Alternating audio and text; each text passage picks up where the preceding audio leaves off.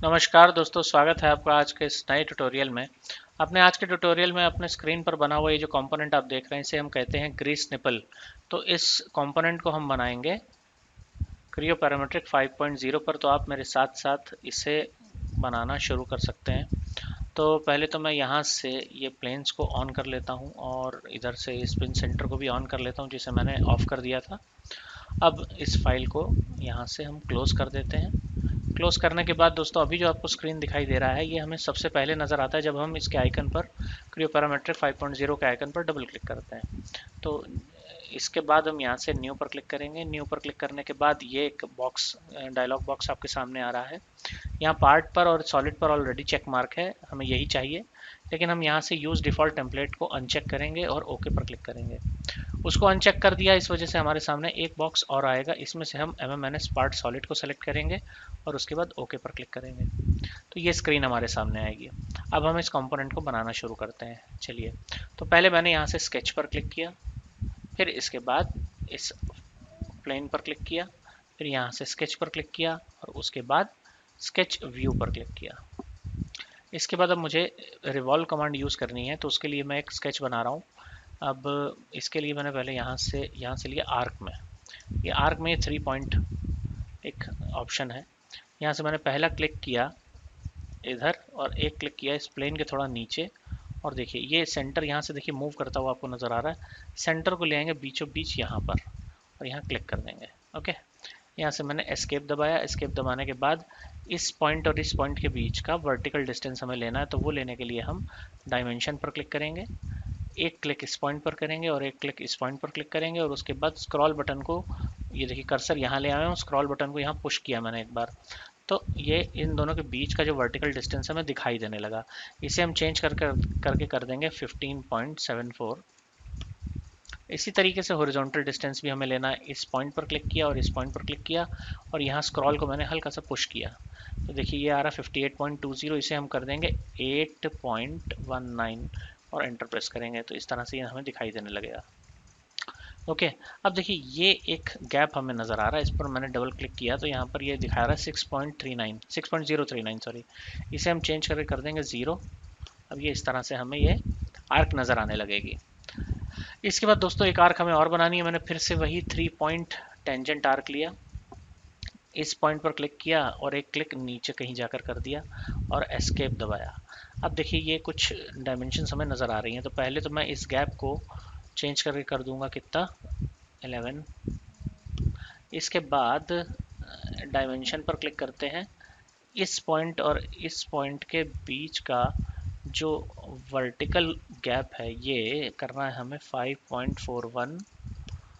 Okay, और relation जो है, ज्योमेट्रिकल रिलेशन इस आर्क और इस आर्क के बीच में टेंजेंसी का होना चाहिए, जो कि इसमें है और दिखाई दे रहा है हमें। तो चलिए, ये दोनों जब बन जाती हैं आर्क, इसके बाद हम आगे बढ़ेंगे लाइन कमांड के साथ। इस पॉइंट से हम ये लेफ्ट हैंड की तरफ गए थोड़ा सा आगे, फिर नीचे एक वर्टिकल लाइन बनाई, फिर हम राइट हैंड की तरफ आते हैं और उसके बाद फिर से नीचे जाएंगे, फिर हम राइट हैंड की तरफ आएंगे और ये यहाँ पर क्लिक करके इसे रोक देंगे। एस्केप की दबाएंगे तो हमें सारी डायमेंशंस नज़र आने लगेंगी। इसके बाद यहाँ से इस डायमेंशन को चेंज करके हम कर देंगे 6, इसे कर देंगे 5, इसे कर देंगे 12 और इसके बाद डायमेंशन पर जाके इस लाइन की डायमेंशन निकाली हमने, स्क्रॉल को पुश किया, ये आ रहा है 12, तो इसे हम कर देंगे 8। तो ये प्रोफाइल यहाँ पर कंप्लीट हो जाती है। बस इसे हमें बंद करना है। क्लोज करने के लिए लाइन कमांड पे गए, इस पॉइंट पर क्लिक किया और अगला क्लिक इस पॉइंट पर किया और एस्केप दबाकर कमांड से बाहर निकल आए। अब देखिए बंद हो जाने के बाद ऑब्जेक्ट इस तरह से एक बाउंडेड एरिया की तरह से नजर आने लगता है। अब चूंकि हमें रिवॉल्व कमांड यूज करना है, इसलिए मैंने सेंटर लाइन पर क्लिक किया और एक सेंटर लाइन प्लेस करेंगे, एक क्लिक ऊपर, एक बार फिर से मैं सेंटर लाइन पर क्लिक कर रहा हूँ, एक क्लिक ऊपर और एक क्लिक ऐसे नीचे की तरफ, तो एक वर्टिकल सेंटर लाइन यहाँ से प्लेस हो जाएगी। अब हम यहाँ से क्या करेंगे, ओके पर क्लिक करेंगे। ओके पर क्लिक करने के बाद देखिए यार हमें ऐसा ही है स्केच नज़र आने लगेगा। यहाँ से हम सीधे अब रिवॉल्व पर क्लिक करेंगे। रिवॉल्व पर क्लिक करते ही ये कंपोनेंट हमें रिवॉल्व होकर दिखाई देने लगेगा। यहाँ से ओके पर क्लिक करेंगे, देखिए ओके पर क्लिक किया और ये हमें ऐसे नज़र आने लगा। यहाँ से इसके बाद एक्सट्रूड पर क्लिक करेंगे। एक्सट्रूड पर क्लिक करने के बाद ऑब्जेक्ट को घुमाएंगे, इस वाले फेस पर क्लिक करेंगे, इसके बाद स्केच व्यू पर क्लिक करेंगे तो ये हमें ऐसे नज़र आने लगेगा। यहाँ से अब लेंगे पैलेट। पैलेट लेने के बाद यहाँ से हमने लिया, ये देखिए पॉलीगन्स नज़र आ रहे हैं यहाँ पे, 6 साइडेड हेक्सागन लिया, ये ड्रैग करा के यहाँ ले आए, यहाँ से क्लोज किया, ऊपर से भी चेक कर दिया इसे।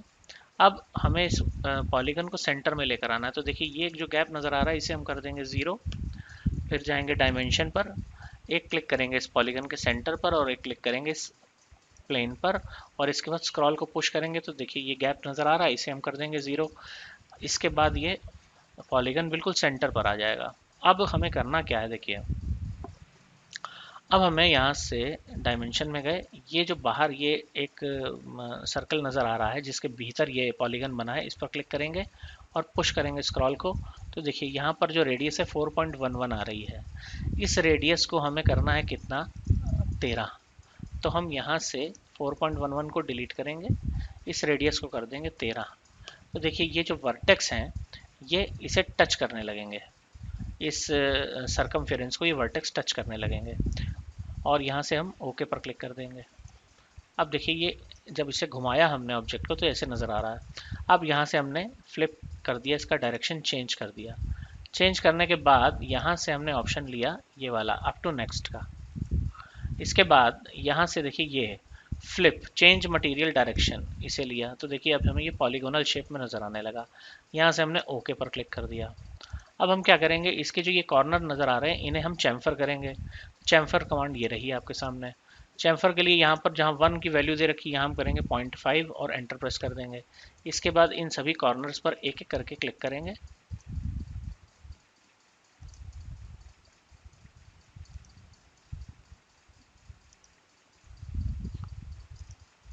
देखिए सभी कॉर्नर्स चैम्फर हो गए, यहाँ से ओके पर क्लिक किया हमने। ओके अब इसके बाद हमें करना क्या है वो देखते हैं। हम पहले तो कंट्रोल के साथ डी प्रेस करेंगे तो ये डिफ़ॉल्ट ओरिएंटेशन में हमें ऐसे नज़र आएगा। अब दोस्तों यहाँ से हम एक प्लेन लेंगे, ये प्लेन पर क्लिक किया मैंने, उसके बाद इस प्लेन पर क्लिक किया और यहाँ पे गैप देखिए ये आएगा 7 mm और हमने ओके पर क्लिक कर दिया। तो 7 mm हमने इस प्लेन को इस डायरेक्शन में ऑफसेट कर लिया। अब हम फिर दोबारा जाएंगे कहाँ, एक्सट्रूड पर, प्लेन सेलेक्ट करेंगे यही वाला जो हमने अभी नया बनाया है। इसके बाद यहाँ से स्केच व्यू पर क्लिक करेंगे, ये देखिए ओरिएंटेशन चेंज होकर हमारे सामने आ जाएगा। इसके बाद सर्कल पर क्लिक करेंगे, ये रहा सर्कल का सेंटर, एक क्लिक यहाँ और एक क्लिक बाहर करेंगे और उसके बाद एस्केप दबाएंगे। तो ये जो आपको नज़र आ रहा है सर्कल, इसका डायमीटर होगा 18 टाइप करके एंटर प्रेस किया। इसके बाद ओके पर क्लिक कर दिया, घुमा कर देखते हैं तो ये हमें ऐसा नज़र आएगा। लेकिन हमें करना क्या है, यहाँ से मटेरियल रिमूव का ऑप्शन जो है इस पर क्लिक करना है। तो देखिए ये यहाँ से ये सरफेस इतनी फ्लैट हो जाएगी और यहाँ से हम ओके पर क्लिक कर देंगे। ओके तो ये शेप हमारे सामने आ गई। जब ये शेप आ जाती है इसके बाद हमें अगला स्केच जो है वो रिवॉल्व कमांड यूज़ करने के लिए बनाना है। तो मैं यहाँ से स्केच पर क्लिक करता हूँ, इसके बाद इस वाले प्लेन पर क्लिक किया, यहाँ से स्केच पर क्लिक किया और यहाँ से स्केच व्यू पर क्लिक किया, तो ओरिएंटेशन चेंज हो गया।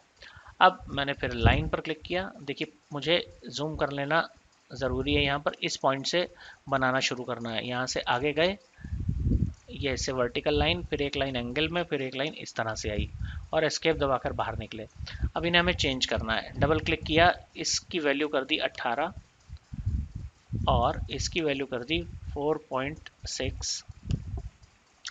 चलिए अब आगे बढ़ते हैं, लाइन पर क्लिक किया दोबारा, यहाँ से फिर ऐसे आगे बढ़ेंगे ऊपर की तरफ, ये लाइन की वैल्यू हो जाएगी 8.0 और यहाँ से एक लाइन इस तरफ जाएगी, एस्केप दबाया, इसकी वैल्यू हो जाएगी 4.6। अब यहाँ से देखिए एक आर्क निकलेगी इस तरह से जो इस लाइन पर टेंजेंट होगी, ये देखिए ये टेंजेंसी का रिलेशन रहेगा इसमें आपस में। अब डायमेंशन पर क्लिक किया, इस सेंटर और इस लाइन के बीच का जो ये वर्टिकल डिस्टेंस है ये होगा 9.4 इस तरह से। ये जो रेडियस की वैल्यू यहाँ है ये हो जाएगी 4। ओके इसके बाद इस पॉइंट और इस लाइन के बीच का गैप होगा 7 इस तरह से। देख रहे हैं दोस्तों, तो इस तरह से ये ऑब्जेक्ट बनेगा। अब इसमें आगे देखता हूँ कहीं कुछ रह तो नहीं गया। हाँ, इस पॉइंट और इस पॉइंट के बीच में एक गैप होगा, ये होगा 4.6 इस तरह से। इसके बाद हमें एक जगह रेडियस और देनी है, तो रेडियस या फेलेट दे दिया हमने यहाँ पर इस पॉइंट और इस पॉइंट के बीच में। एस्केप दबाया और इस रेडियस को हम यहाँ दे देंगे कितना, 2 mm की रेडियस होगी है। ओके, चलिए अब हम आगे बढ़ते हैं और यहाँ से ओके पर क्लिक करने से पहले हम एक सेंटर लाइन बना देते हैं। देखिए सेंटर लाइन, एक क्लिक इधर और एक क्लिक इधर। इस ऑब्जेक्ट को हमें रिवॉल्व करना है। यहाँ से मैंने ओके पर क्लिक किया, देखिए ऐसे स्केच नज़र आ रहा है। जैसे ही अब हम रिवॉल्व पर क्लिक करेंगे ऑब्जेक्ट हमें रिवॉल्व होकर दिखाई दे जाएगा। ओके, यहाँ पर मैंने ओके पर क्लिक कर दिया। ठीक है दोस्तों, तो ये देखिए इस तरह से ये ऑब्जेक्ट आपको दिखाई देने लगा। अब इसके आगे का काम हमें क्या करना है वो देखते हैं। यहाँ से मैंने एक्सट्रूड पर क्लिक किया। एक्सट्रूड पर क्लिक करने के बाद ये जो सरफेस हमें नज़र आ रहा है, देखिए ये सरफेस, इस पर क्लिक किया। अब यहाँ से मैंने पैलेट पर क्लिक किया और एक हेक्सागन, ये यहाँ से हेक्सागन निकाला और यहाँ पर ऐसे जाकर रख दिया। यहाँ से क्लोज किया। क्लोज करने के बाद इधर से भी क्लोज कर दिया। अब स्केच व्यू पर क्लिक किया, देखिए ठीक है। अब देखिए यहाँ पर ये कुछ गैप्स नज़र आ रहे हैं और कुछ डायमेंशन हमें दिखाई दे रही हैं। 3.4 इधर कर दिया इसे और यहाँ से मैं डायमेंशन पर जाता हूँ। ये है इस पॉलीगन का सेंटर और ये है प्लेन। इन दोनों को एक एक करके क्लिक किया, स्क्रॉल को पुश किया तो ये गैप शो होने लगा। यहाँ से मैंने इसे 0 कर दिया। अब फिर इसका जो ये है सेंटर और ये है प्लेन, इन दोनों के बीच का गैप 1.82 शो हो रहा है, इसे 0 कर दिया, ये बीच में आ गया। अब देखिए हमें करना क्या है, यहाँ से ये जो है इसे हमें चेंज करके करना होगा कितना, 16 नहीं, मैं एक बार कंट्रोल के साथ Z प्रेस कर रहा हूँ। इसे हमें करना होगा कितना, 8 इस तरह से। देखिए ये है 8। ओके, अब इसी सेंटर पर हम एक सर्कल और बना लेंगे, ये इसे थोड़ा सा बड़ा ऐसे, और ओके पर क्लिक करेंगे। देखिए इस तरह से ये हमें दिखाई दे रहा है। तो ये प्रोफाइल, इसको हम आगे की तरफ इस डायरेक्शन में लेकर जाएंगे और यहाँ से यूज़ करेंगे ये वाला ऑप्शन अप टू नेक्स्ट का। इसके बाद मटेरियल रिमूव का ऑप्शन यूज़ करेंगे। तो देखिए ये शेप जो हमें चाहिए वो नज़र आने लगेगी और यहाँ से ओके पर क्लिक कर देंगे। तो इस तरह से देखिए ये ग्रीस नेपल का ये वाला पोर्शन जो पहले सर्कुलर था और अब हेक्सागोनल शेप में नज़र आ रहा है, ये तैयार हो जाएगा। ओके, अब एक बार इसे चेक कर लेते हैं सामने से देखकर।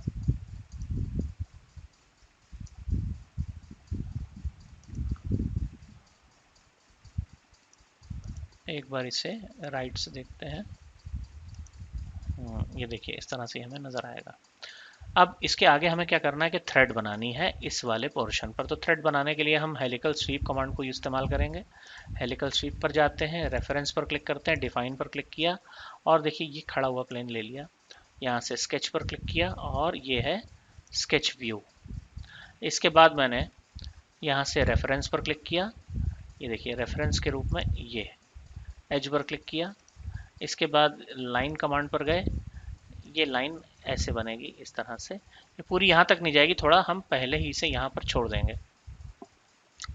और इसके बाद हमें एक सेंटर लाइन प्रेस करनी होगी। ये देखिए एक क्लिक यहाँ, एक क्लिक ऐसे, और एस्केप दबाकर हम कमांड से बाहर निकलते हैं।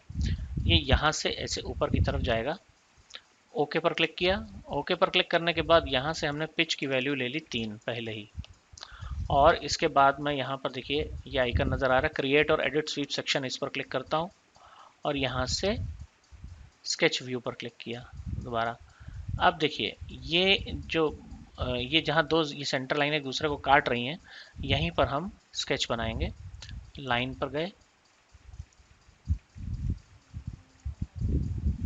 ओके, अब ये एस्केप दबाया। अब देखिए करना क्या है, ये एंगल जो हमें नज़र आ रहा है इसे 60 किया। डायमेंशन पर गए, इस लाइन और इस लाइन के बीच का जो एंगल है उसे हमें 60 करना है, 60 कर दिया।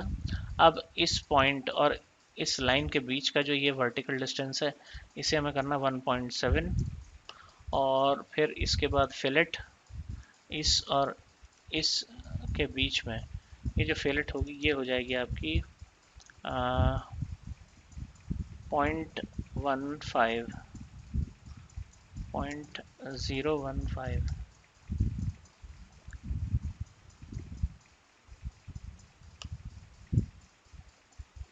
ये इसमें हमने प्रोफाइल बनाई।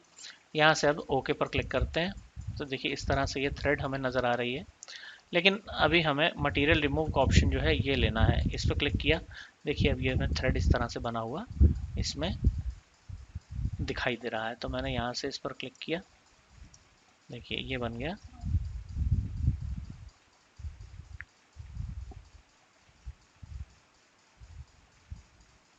ओके,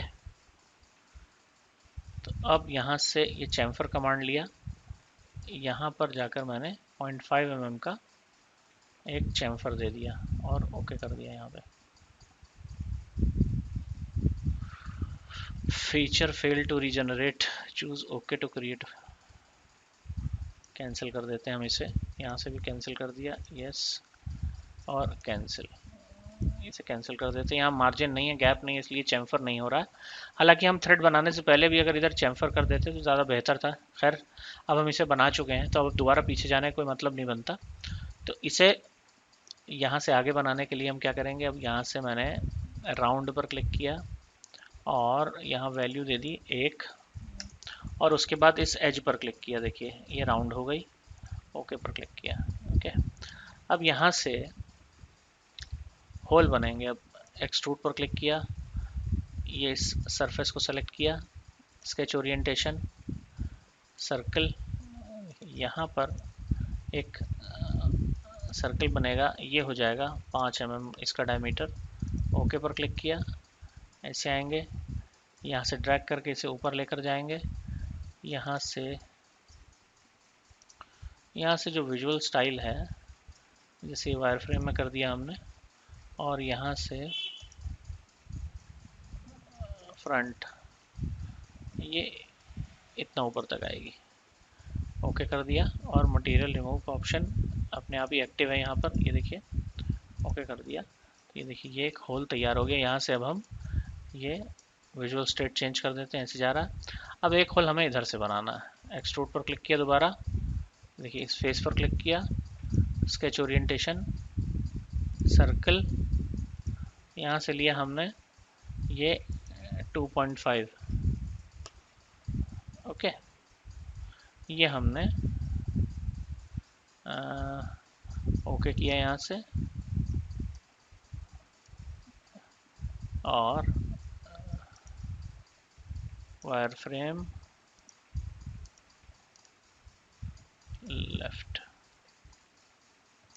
लेफ्ट नहीं, इसे भी फ्रंट से ही देखेंगे इस तरह से, ये इसमें आके मिल जाएगा आर पार ऐसे। ओके ओके, अब यहाँ से विजुअल स्टाइल चेंज करके शेडिंग विद एजेस में आए, इस तरह से ये नज़र आ रहा है। अब इसके भीतर एक बॉल बनेगी, वो बॉल बनाएंगे हम रिवॉल्व कमांड से। स्केच, ये प्लेन लिया, स्केच पर क्लिक किया, स्केच व्यू पर क्लिक किया, सर्कल बनाया यहाँ पे कहीं, कंट्रोल Z, दोबारा लेंगे सर्कल कमांड यहाँ पे, देखिए अब ये हो जाएगा 21 और ये डायमीटर हो जाएगा 5 का।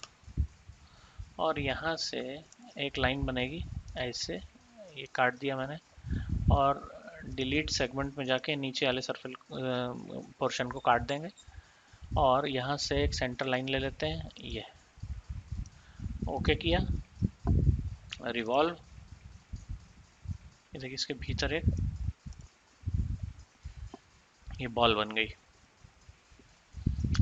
तो ये दोस्तों यहाँ से ये आपका ग्रीस निपल कंप्लीट होता है। अब हम इसका कलर चेंज करते हैं।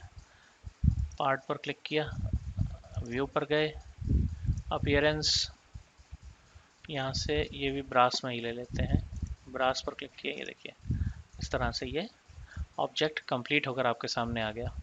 यहाँ से प्लेन्स को ऑफ कर दिया और ये स्पिन सेंटर को ऑफ कर दिया।